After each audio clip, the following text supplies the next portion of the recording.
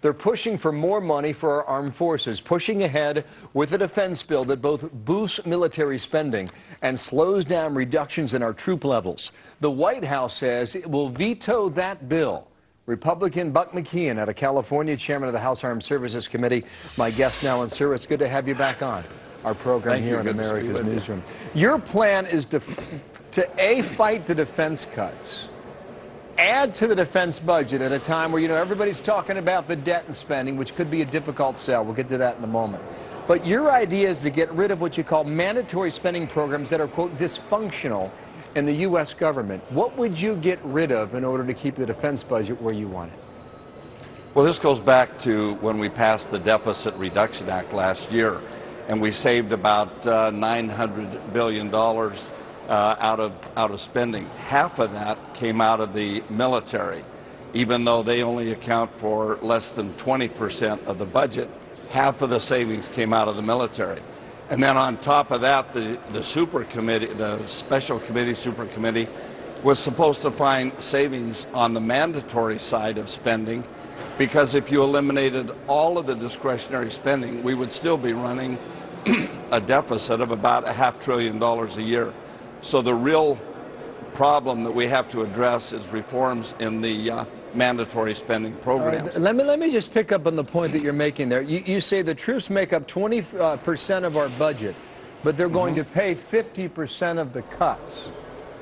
Now, why would Washington want that deal? Well, a lot of us in Washington don't. If you keep trying to solve the deficit problem on the backs of our troops, who's going to have our backs the next time we're attacked?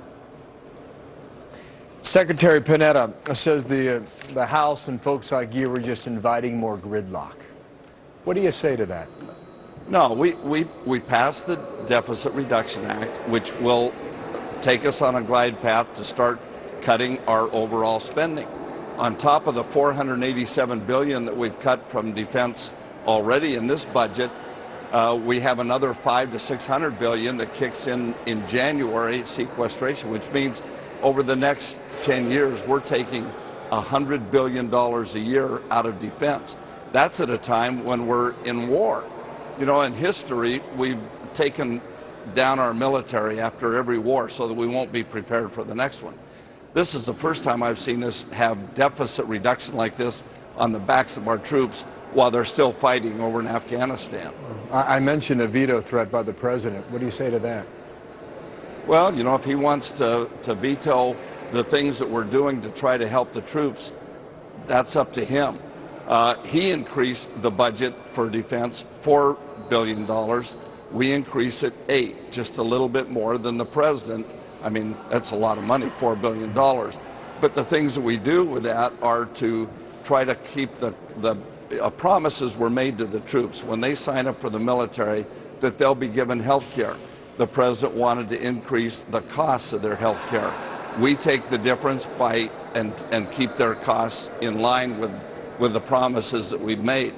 We also, they wanted to retire 3 ships before they've even had their useful lifetime. We keep those ships in the fleet. So we're spending the money to keep our ability to defend the common defense for the nation and our allies in place. And we just think that that's a very high priority for us. Buck McKeon, it's a battle royale, as you well know. Thank you for your time. We're going to keep in touch with you and follow what happens next. Thank you, sir. Thank you very much, Bill. All right, Thank you. Bye.